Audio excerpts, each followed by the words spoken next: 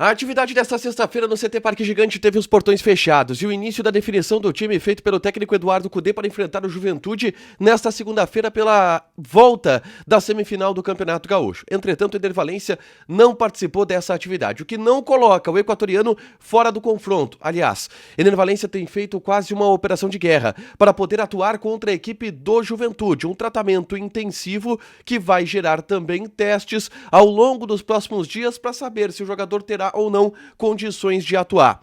A gente fala também a respeito de Alexandre Pato, que cada vez mais fecha o cerco para cima do Inter com um interesse em retornar a jogar no estádio Beira-Rio. Falamos também a respeito das redes de proteção na torcida visitante, que já estão sendo produzidas e devem entrar em vigor já no Clássico Grenal possível da final do Campeonato Gaúcho. A gente fala também a respeito do jogo contra o Juventude e da arbitragem, que já foi definida pela Federação Gaúcha de Futebol. Esse é o Diário do Inter KTO desta sexta-feira, 22 de março de 2024.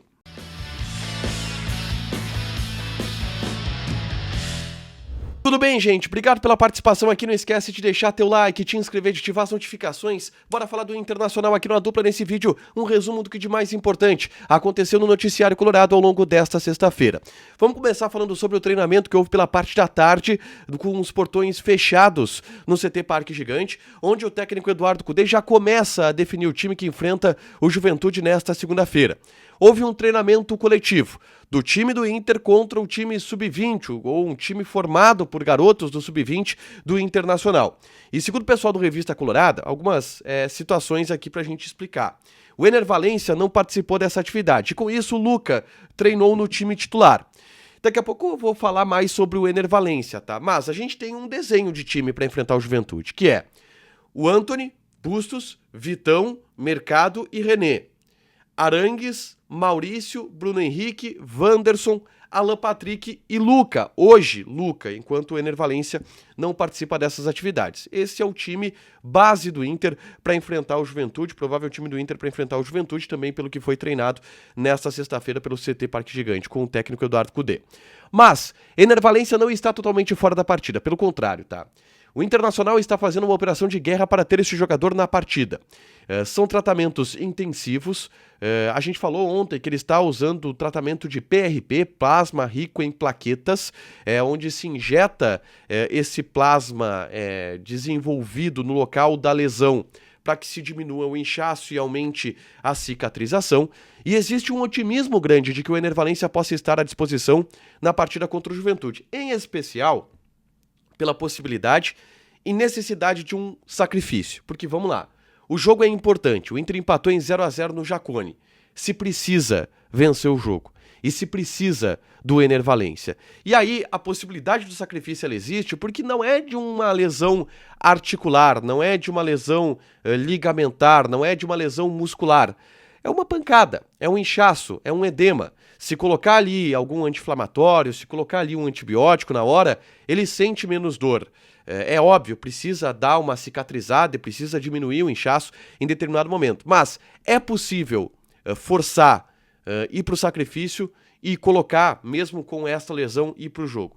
Por isso eu tô acreditando muito que o Eder Valência vai pro jogo na segunda-feira, tá? Pela ausência do Lucas Alário, pela necessidade que existe do Inter ter um ataque forte e pela possibilidade que existe, né, de ainda assim ele com dores se colocar no sacrifício. Mas a gente vai ver isso ao longo dos próximos dias. São os treinos de sábado e de domingo que vão determinar a equipe titular do Internacional para enfrentar o Juventude, e o Eder Valência aguarda toda essa mobilização e faz tratamento intensivo para a recuperação do seu pé direito, tá?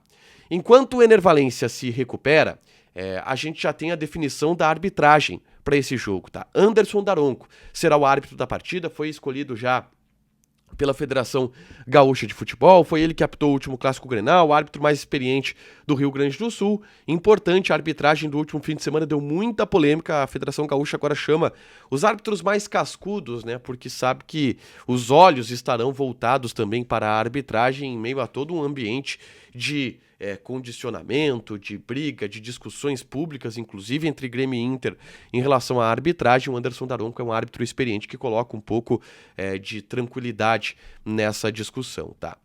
Avançando para outras pautas, eu quero falar aqui a respeito de uma atitude, de uma medida tomada pelo Internacional para evitar outros incidentes como os que acontecem e aconteceram no último Clássico Grenal, de cadeiras sendo arremessadas ao anel inferior e machucando alguns torcedores. O Inter já havia divulgado que colocaria na torcida visitante do estádio Beira-Rio, no setor da torcida visitante do estádio Beira-Rio, redes de proteção para evitar que essas cadeiras fossem jogadas para outros locais do estádio. E isto já está em execução, tá? Inclusive a tendência é que para as finais do Campeonato Gaúcho, para as datas das finais do Campeonato Gaúcho, é óbvio que o Inter precisa passar pela equipe do Juventude, essas redes já estejam prontas, tá? A estreia do Campeonato Brasileiro, por exemplo, as redes vão estar prontas. O pessoal do Globoesporte.com fez uma matéria sobre isso e é interessante a posição do Inter a respeito dessa medida, tá?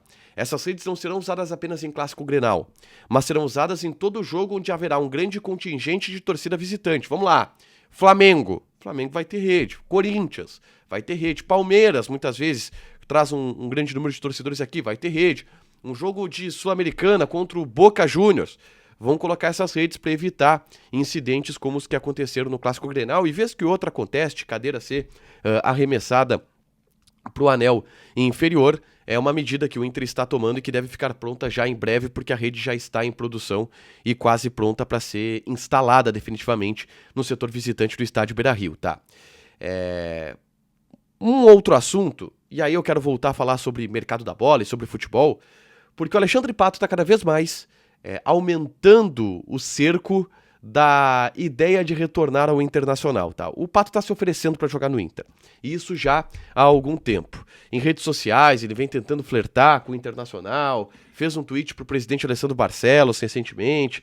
O presidente descarta, nesse momento, a contratação do jogador porque entende que existem outros jogadores para a função e contratar o Pato seria tirar espaço também de jogadores da base como o Ricardo Matias. Mas a informação que vem do staff do jogador é que o Pato quer um contrato de produtividade no Internacional. E um contrato de produtividade onde ele pode ganhar um salário mínimo, na casa de 50 mil reais por mês. Porque o que o Pato quer é voltar a jogar e entende que o Internacional é o local ideal para ele voltar a jogar. Existe, não digo que uma mágoa, mas existe uma resistência da direção do Internacional em relação ao Pato, tá? Também porque em 2020 o Inter tentou contratar o Pato e o Pato não teve um bom andamento na negociação, ele sumiu, o Inter ficou bastante chateado com a postura do Pato naquele momento. O Alessandro Barcelos era o vice de futebol colorado naquela altura, tá? Mas o Pato está se oferecendo. Não deve vir para o Inter, tá? Mas é um jogador livre do mercado.